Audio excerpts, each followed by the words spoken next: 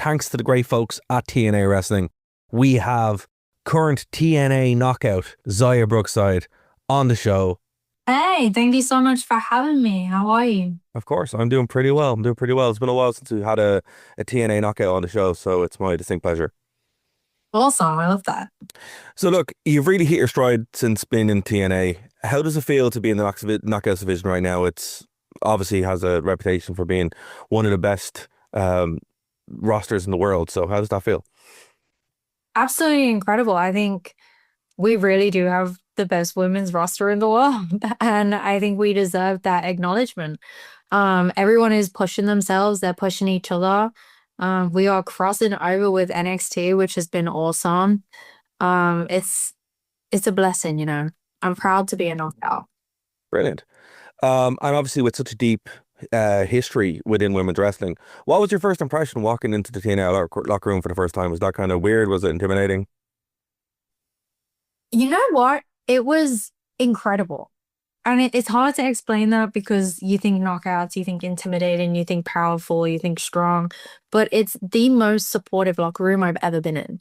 Like the way that everyone just supports each other, uplifts each other, is there for each other, pushes each other. I don't think I've ever been pushed so hard in matches in my life as I have with the knockouts, but it's it's such a great thing to be a part of.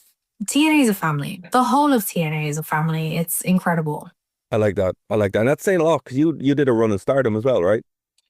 Yeah, I was with NXT UK for 4 years. I wrestled for Stardom from my first tour there was 2017, Mhm. I think, 2017. And then my last one was right before I moved out here, which was 2023, I think. So I worked back and forth with Stardom for years too.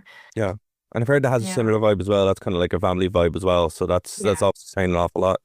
But look, take me back a little bit because there you had a big chapter in NXT UK.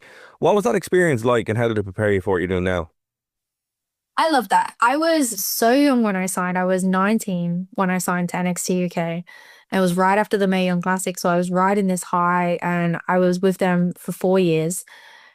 And it was such a big part of like when you're growing up, you know, like 19 to 23 is such a huge part of like becoming an adult. Mm, And I think I loved it because it prepared me so much for who I am now. right. I wouldn't change anything in my life, not a single thing.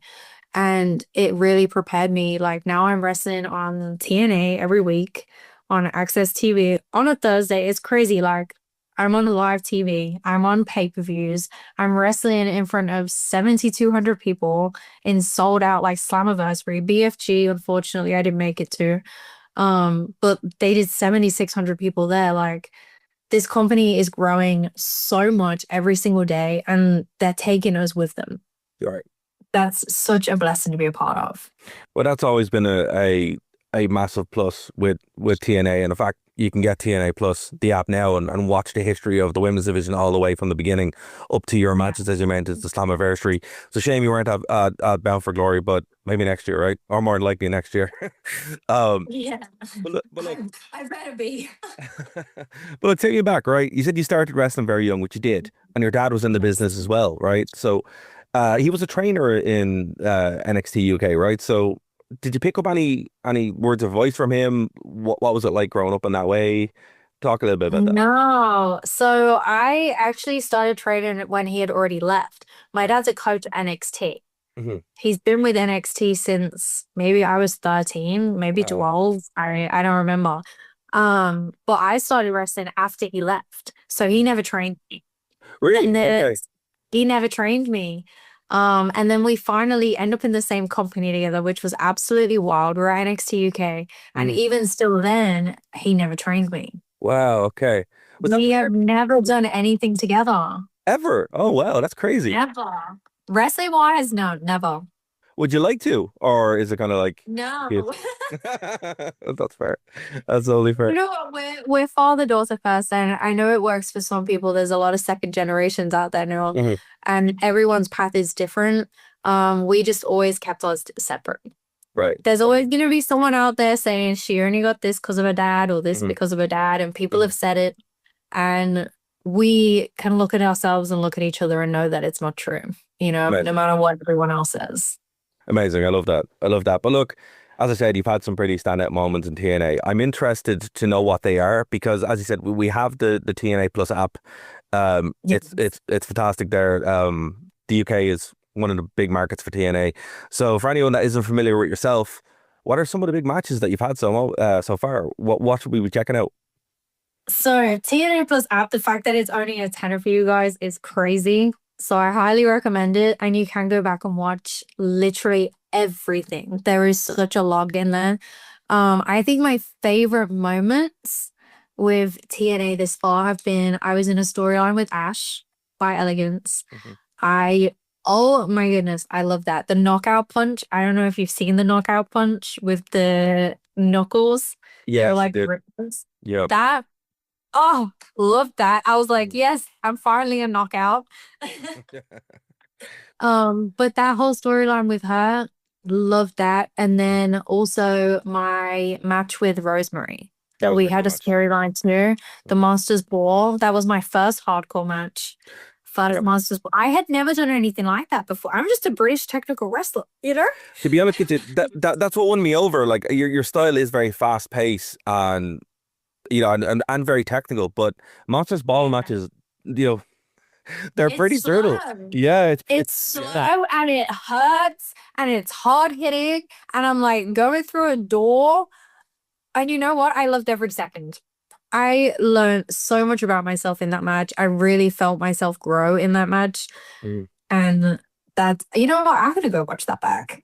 It's a great match. I was hoping you talk about that one because look, I was a big fan of Raven growing up.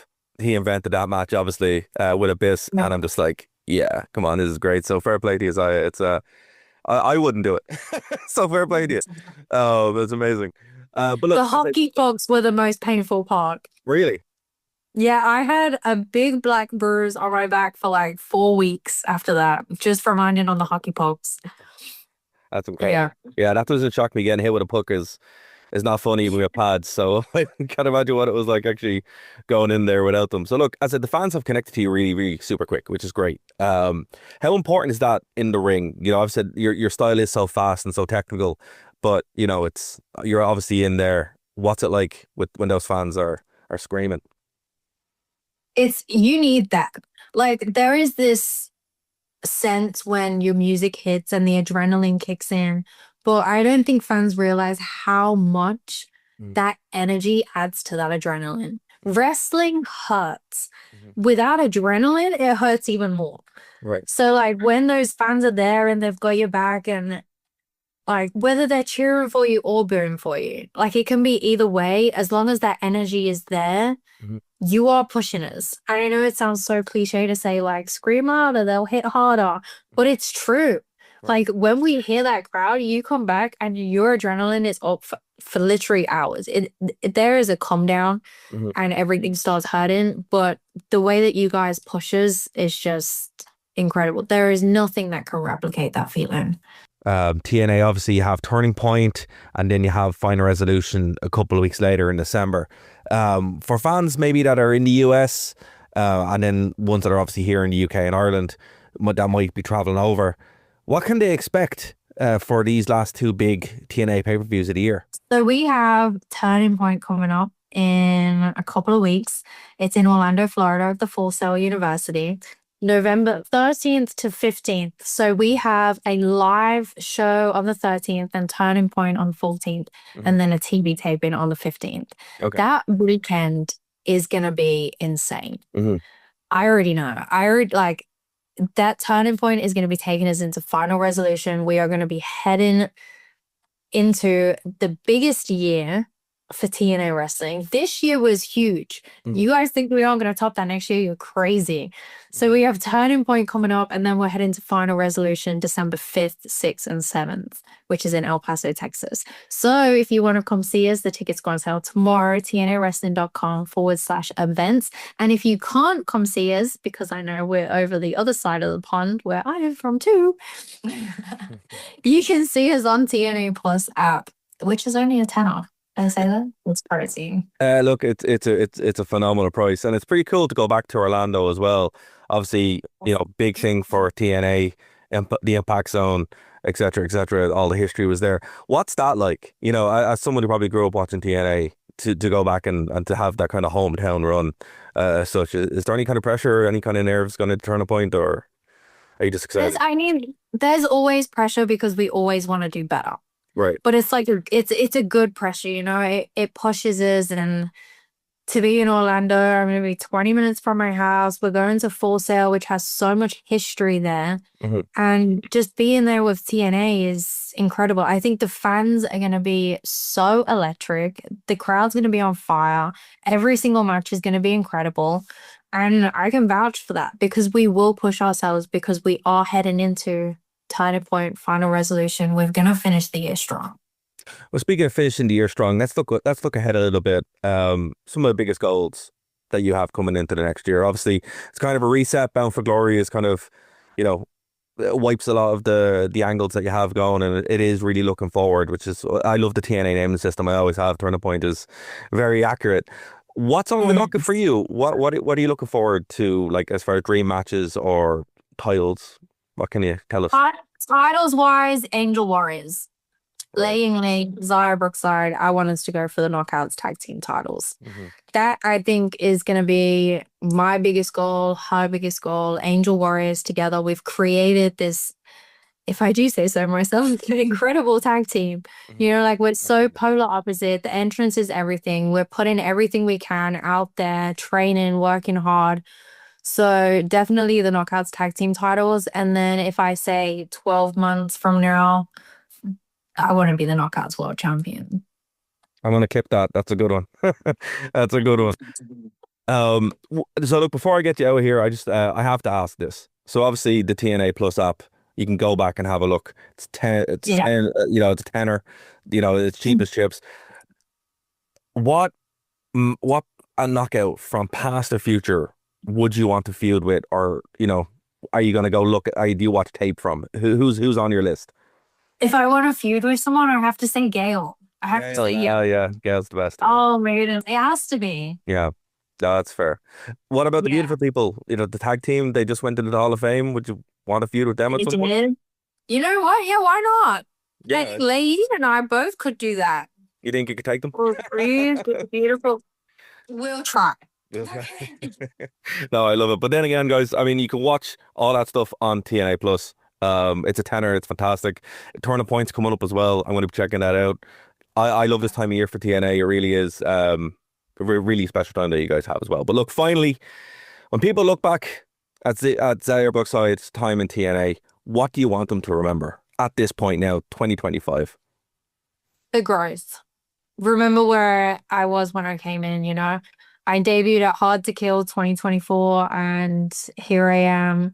Knockout punches, monsters balls, tag matches, new tag team. I am growing every single day. It's thank you to everyone that's supported me. Please continue to support me. And I just promise that I won't give up, Amazing. Xia, thank you so much. Very much appreciate it. You're welcome back on the show anytime. Thank you so much. Nice to meet you. Nice to meet you. You're listening to the Nerd to Know Media Network. Join us at nerdtoknowmedia.com. Thank you for listening to a Nerd to Know Media production.